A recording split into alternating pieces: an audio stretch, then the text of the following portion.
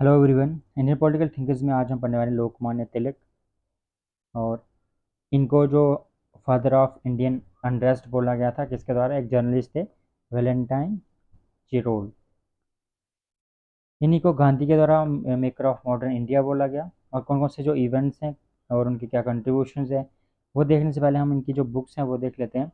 तो ओरियन 1893 में पब्लिश होती है, on based on ancient text of Aryan. उसका जो सबसे इम्पोर्टेंट बुक है जो बार बार पूछी जाती है, the Arctic home of Vedas, 1903 में पब्लिश होती है। और इसमें जो आर्यन पीपल हैं उनकी ओरिजिन की बात की है। और इन्होंने इसमें कहा कि जो आर्यन पीपल हैं वो उनका जो ओरिजिन कहाँ है। Propose a new way to determine the exact time of Vedas.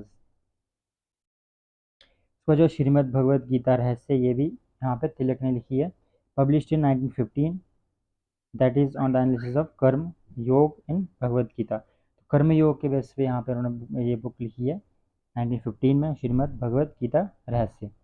अब इनके जो कंट्रीब्यूशंस क्या है, इन्होंने यहाँ पर केसरी और मराठा यहाँ पे स्टार्ट करते हैं 1881 में न्यूज़पेपर्स। जो केसरी जो है वो मराठी में होता है और जो मराठा जो है वो इंग्लिश में।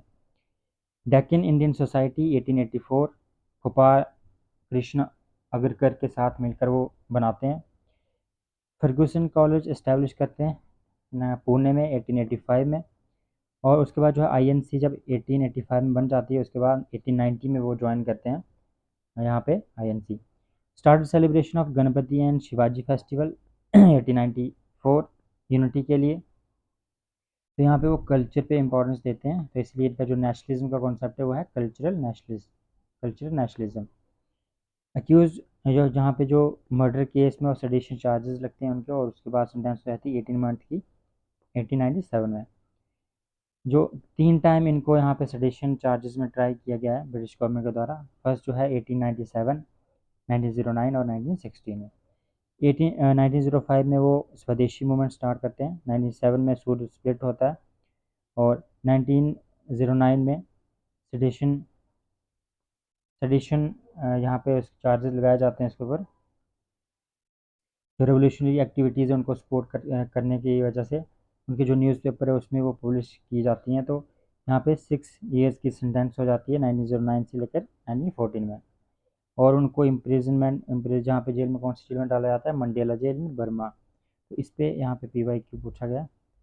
1916 में वो फिर से रीयूनाइट होते हैं इसको लखनऊ पैक्ट में। और यहाँ पे फिर INC में फिर से इनको एंटर करने दिया जाता है, उनके साथ जो एनी बेसेंट होते हैं उनके साथ। और जो मुस्लिम लीग और यहाँ पे INC उनकी भी यहाँ पे फिर से वो रीयूनाइट हो जाते हैं। 1916 में तिलक अलॉन्ग विद एनी बेसेंट और GS खापड़े फाउंडेड ऑल इंडिया, यहाँ पे all India home rule league. तो ये इंपॉर्टेंट यहाँ 1916 में यहाँ पे वो फाउंड करते हैं। उसके बाद जो उनका जो कॉन्सेप्ट है स्वराज का जो कॉन्सेप्ट है उसमें स्वराज, इनके अकॉर्डिंग स्वराज क्या है, इनके लिए स्वराज एक सिर्फ होम रूल नहीं है। होम रूल ही सिर्फ यहाँ पे उनके लिए स्वराज नहीं है। इससे उनका जो कॉन्सेप्ट है स्वराज का बहुत ही ब्रॉडर है। इसमें वो बात करते हैं कि अगर पॉलिटिकली अगर देखा जाए स्वराज क्या है, तो यहाँ पे बात करते हैं rule of India by Indians, यानी यहाँ पे इंडियंस ही रूल करेंगे, कोई फॉरेन इंटरफेरेंस नहीं होगी। तो यहाँ पे इनका जो पॉलिटिकली जो स्वराज का मीनिंग वो है यहाँ पे political non interference by foreigners in matter relating to India.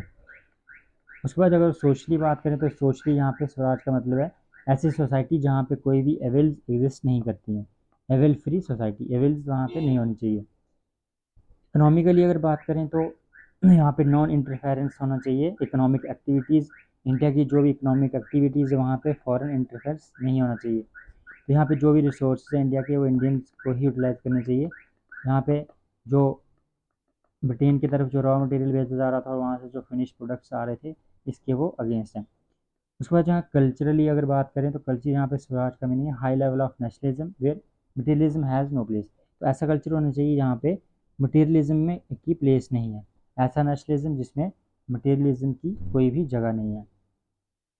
तो ये स्वराज का कॉन्सेप्ट था उनका।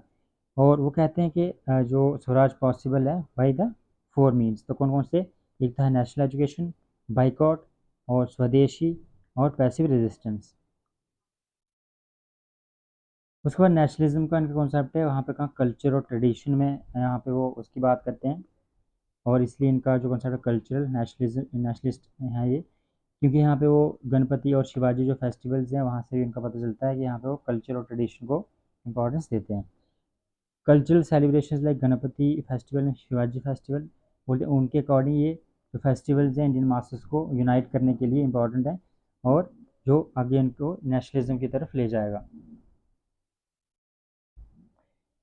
Western liberal ideas want be useful for infusing nationalistic feelings. बोलते हैं जो वेस्टर्न जो लिबरल आइडियाज़ हैं वो इंडियन मासेस में यहाँ पे नेशनलिज्म की कोई भी फीलिंग्स को नहीं बढ़ा पाएंगे, इन्फ्यूज़ कर पाएंगे। Tilak's concept of nationalism was spiritual and religious. उनका जो नेशनलिज्म का कॉन्सेप्ट है वो क्या है, स्पिरिचुअल है और यहाँ पे रिलीजियस है।